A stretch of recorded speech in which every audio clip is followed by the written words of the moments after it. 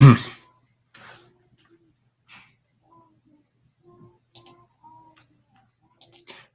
welcome everybody. Just waiting for the Facebook. Oh, here we go.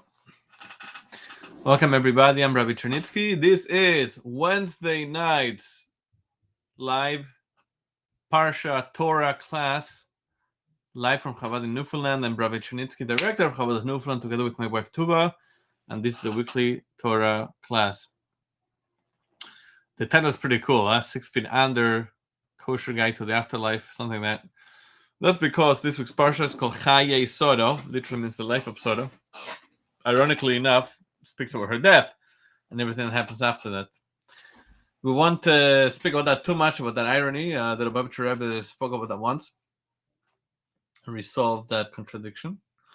But at any rate, it's the first instance that we see somebody being buried. And it's something that's very important in Judaism. And we want to understand, this is what the class is about today, why is it that we see that, for example, we have Israeli soldiers that risk their lives to retrieve a dead body or parts of a dead body of a Jew? This is something that's completely unheard of. Nowhere else in the world, no other nation, no other religion, are we so careful to bring every part of the body to a proper burial in a Jewish cemetery. And this is something that's very, very important, especially today when a lot of people, God forbid, go on the path of cremation, which tends to be cheaper. This is something that's completely forbidden according to Jewish law, and it's a grave sin. And if anybody listening to this is Jewish or knows somebody Jewish and needs help to afford a proper burial, please reach out to me and I can connect you with the right resources. Money should never be a reason to not go for a Jewish burial in a proper Jewish cemetery.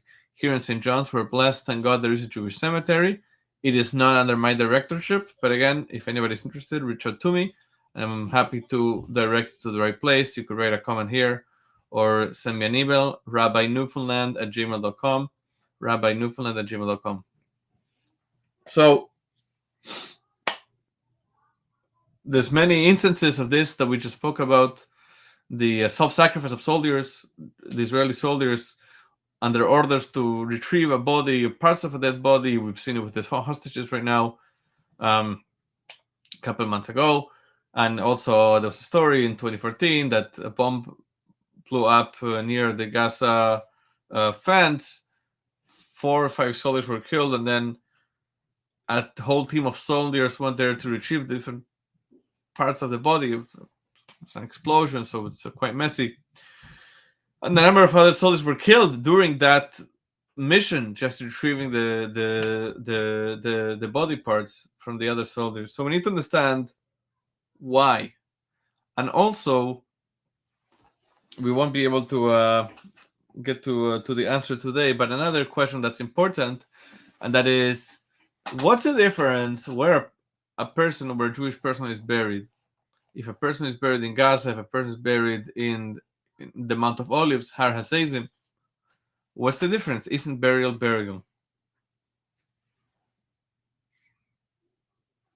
There was an interesting question, fascinating question asked of Rabbi Silverstein. He tremendous genius, lived in Israel. And the story is that there were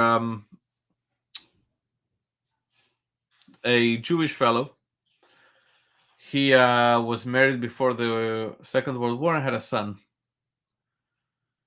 During the Second World War, he went into hiding with a neighbor, and they pretended that they were married, and I guess he pretended he was Jewish, in order to be saved. Anyway, after the war, they actually got married, and they had another son, which of course that son is not Jewish because the mother's not Jewish. They moved to the United States. The father Jewish, mother not Jewish, and the 2 sons, the one from the previous marriage and the one from the current marriage.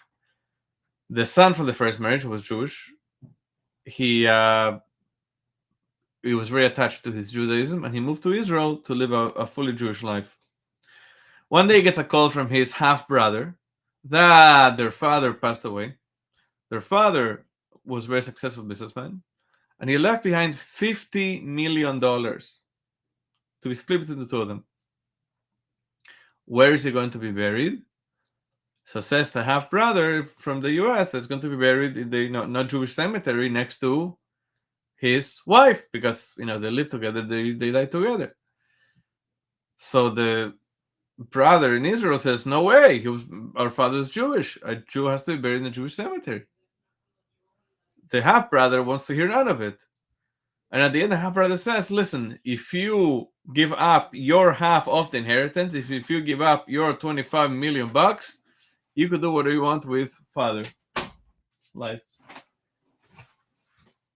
If you give up your inheritance and give me $25 million, you could do with our father what you want."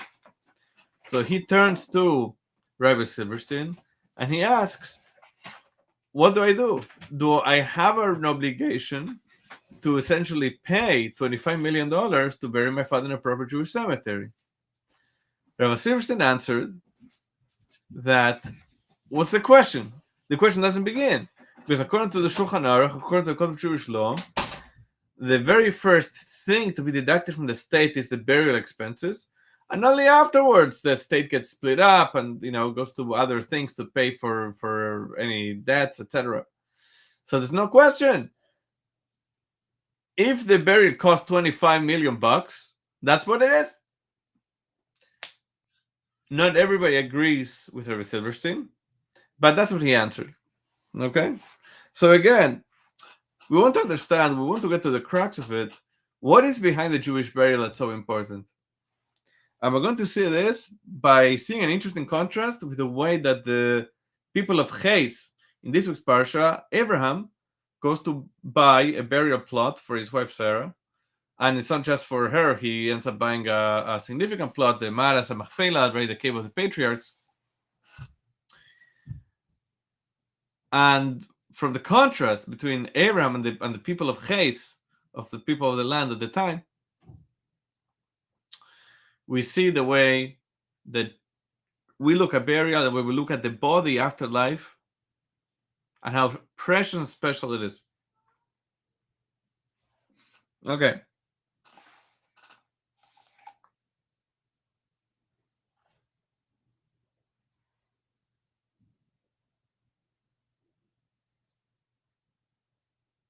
So, let's get right into it. We want to understand the Jewish attitude about burial, kvura, something that the nations of the world fail to understand. It is baffling how far we'll go to bury somebody in a proper cemetery. And something that I need to add is that we bury, it's a bit gory, but any part of the body, if a person bled before they passed away, that blood is collected and also buried with the person. Those who have been to Israel or have seen, especially now, there's a special organization in Israel called Zaka, and they're all volunteers, and this is their task to collect all parts of the body for burial. So we usually think of physicality, the material, as something that's lowly, crass, dirty, impure. We focus always on spirituality and ruach. We serve Hashem, we serve God with our soul, right?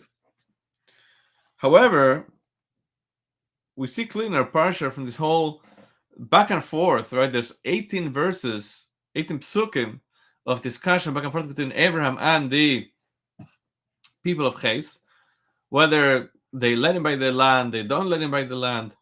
18 verses is a lot. The Ten Commandments takes up 14 verses. This takes up 18. There's nothing in Torah that's superfluous, extra, unnecessary. So clearly there's something here. It's not just a discussion about money. It's not a discussion about land. There's something more. The people of Ches did not want to give Abraham a burial plot.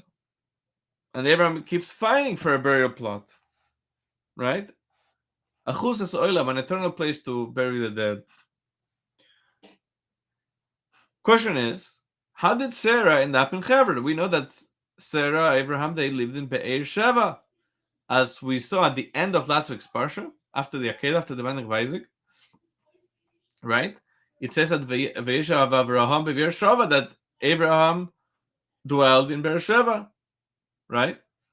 Nothing with Hebron. So what Rashi tells us is that actually they lived in Hebron before their first trip to Beersheba, before their first move to Beersheba, and then they went back to Hebron after Beersheba. But Rashi doesn't give a lot more detail than that. It's somewhat obscure. Other commentaries take a different approach. One of them says, the name eludes me, I apologize. One of them says that Abraham had two houses. He had the house where he lived in, and then a house that he used for outreach, to reach people, teach them about God. He lived with Sarah in Be'er Sheva.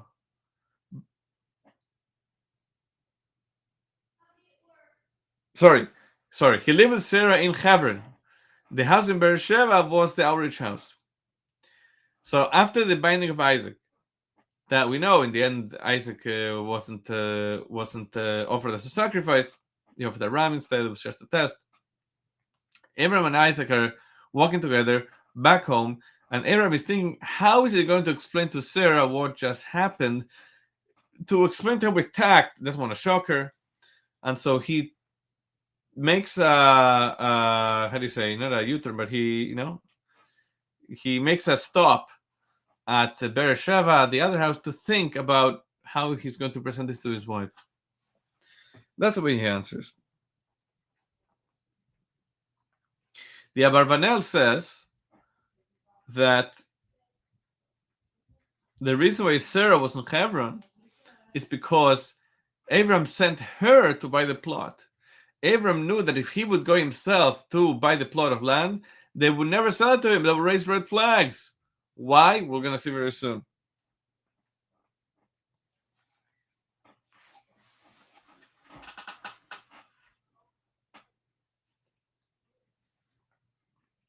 The Zohar asks, similar to what we are saying now, why did Abram wait until now to buy the cave of the patriarchs? Why did he wait until now to buy the Maras and Machpelah? Right? People, once they come to a certain age, they prepare for what's going to come, and they buy a plot or plots, whatever it is. And there's a story in the Medrash how Abraham ended up going to the cave of the patriarchs where the Adam, the first man, was already buried. And ever since he was there, he wanted the place for burial as well. And so he said, well, all the more should have made arrangements. What did he wait for? What was he waiting for? And so the source says that, like the Barvanel, that Abram could not be the one to buy the plot of land because they would have given to him. Now that Sarah passed away, Mason Mutalefanov, she is waiting for burial. People have a bit of rachamanis. They have some pity, mercy, and they will let him bury her. But as we see, it's not so straightforward. There's a whole back and forth. So there's something more to this burial business. Also, we see that Abraham paid a fortune for this plot of land. It says that he paid for 400 shekel kesef. So again, there's more to it. What is it? Abraham Avinu knew that the people of Leches would not sell him land for burial. Why not? So Mabib says a beautiful thing. Mabib says, if you look at the verses, Abraham, in his words, he always asks for achusas kever. He wants a plot for burial, not just like a plot of land, not just one place, but a whole shetach, a whole area of land. When the people of Ches answer him back, what do they say? Kever. They don't want to give him a whole area. They just give him one small space just to bury one person. Yeah? Why? Because the Bnei Ches, they used to bury someone inside the ground, And after they decay, they would empty that, throw it who knows where, and then in that very plot bury somebody else. Yeah. In other words, why did they bury the dead? Not to respect the dead, not to honor the dead. They bury the dead because it's a nuisance for the living. It had a bad smell, and so on.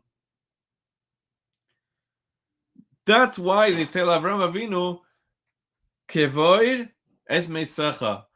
In this small plot, you could bury your dead in the plural, right? But when they say the dead in the plural, because for them it's the same small plural land for many different people. But that's not what Abraham wanted. That's not the way Jews bury. Abraham wanted a whole area of land for burial. Land designated to honor the dead, where the holy body will be buried. A place where the dead will have an eternal burial, Kvura Soilam, until the coming of Mashiach, when there will be the Tchias Amazing, the resurrection of the dead, maybe very soon in our days. Amen. So,